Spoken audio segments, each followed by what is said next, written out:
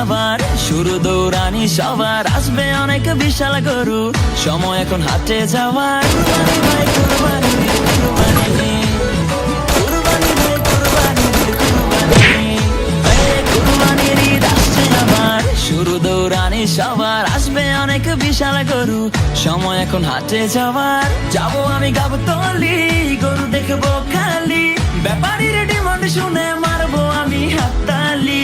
কেউ গরু কিনলে ভাই দৌড়ে সামনে যাই, আগে গিয়ে জিগাই এইটা কত নিচ্ছে ভাই।